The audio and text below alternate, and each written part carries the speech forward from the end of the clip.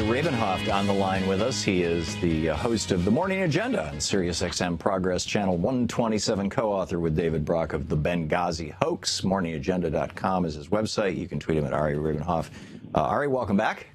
Thanks, Tom. So my goal in talking about neoliberalism here was, to have a conversation about the conversation, because yesterday I kept referring to this, and a number of people were saying, oh my God, people are going to think you're talking about liberals, and we need another word. And I think it's really interesting how since in 1951, Milton Friedman was bragging about being a neoliberal.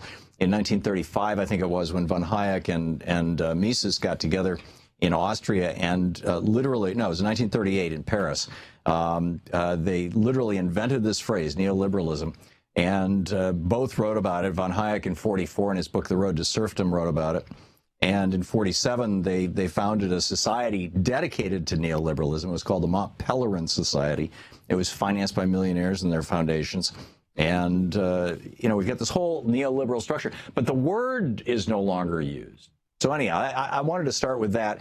But you said you had a very specific take on it that you wanted to share. Well, I have first, it's a pet peeve, actually, not with you, because you just did what people don't do, and this is why people should listen to your show. You actually explained what neoliberalism is. And I feel like part of the problem is, in conversations on social media, instead of explaining actually what neoliberalism is and its history, you see people using neoliberalism as shorthand for things that Democrats do that they don't like. Okay. Well, actually, I didn't even explain what neoliberalism was. So let me just very quickly go through my bullet points, if I could. George Monbiot just wrote a brilliant new book about this topic. It's called How Did We Get Into This Mess? And he says its anonymity is both a symptom and cause of its power. It's played a major role in a remarkable variety of crises: the financial meltdown of 2007-8, the offshoring of wealth and power, which the Panama Papers tell us about, the slow collapse of public health and education, resurgent child poverty, epidemic of loneliness, collapse of ecosystems, the rise of Donald Trump. And essentially, the neoliberal philosophy is the austerity philosophy. It's the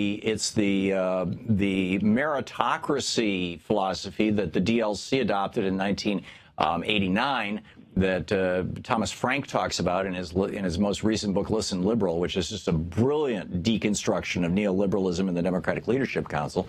And of course, neoliberalism had fully infected the Republican Party in the 1980s.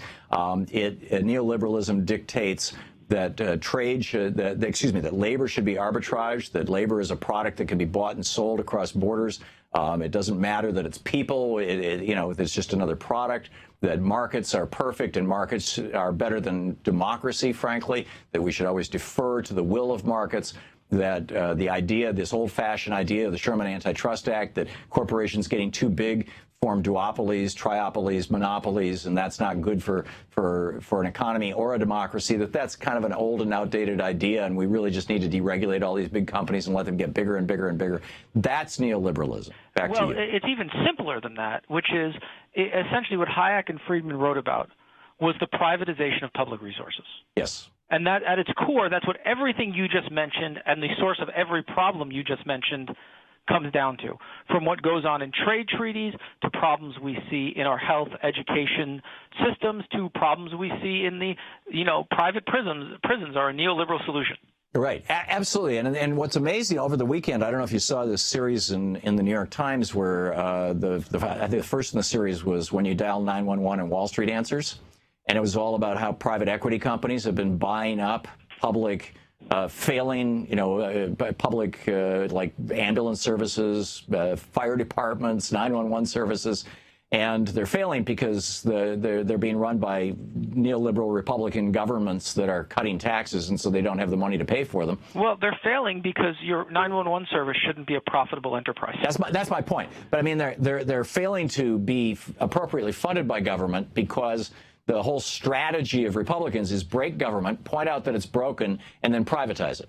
And look, there was a set of Democrats, and this is rightly pointed out, in particular in the late 80s and early 90s, somewhat in response to Jesse Jackson's sharp rise in the Democratic Party, who created the DLC, which fundamentally lean towards Wall Street. They're kind of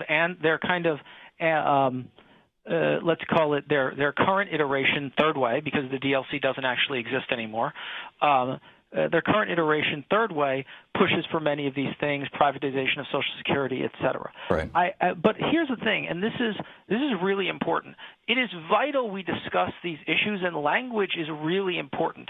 And it is really important to me, and maybe this is just a pet peeve of mine, that the way we just discuss neoliberalism and problems that we both see that, I'm going to speak at the AFL-CIO right after I get off the phone with you about TPP at this big conference they're doing. TPP is the giant neoliberal dream. Sure. Right?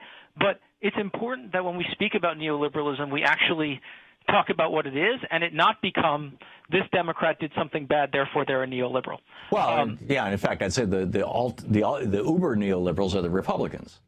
Right. Right. I mean, because it is Friedman and Hayek. They're kind of lords and masters of their economics. Libertarianism is one of the purest expressions, I think, of neoliberalism. It's the ultimate expression. Yeah.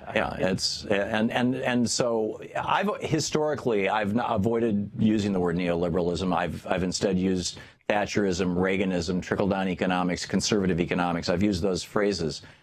I'm getting more comfortable using neoliberalism in part because now we're seeing all these debates about what's going on in Europe. And you can't discuss European politics without using the phrase neoliberalism if you want to, because that's what the Europeans are revolting against, frankly, in part with this Brexit vote and a whole bunch of other things. Right. And look, at the same time, and you and I might disagree on this, I think there is a revolt against neoliberalism and neoliberal policies and austerity in the UK, which austerity in the UK is slightly separated from austerity in the EU, only because the UK kept its own currency in place. But there's also a racial element here that people are going to, which and that's is very the problem for progressives. That's the problem. When you use neoliberalism to destroy people's lives, then the racists offer them a solution. They're going to turn to it.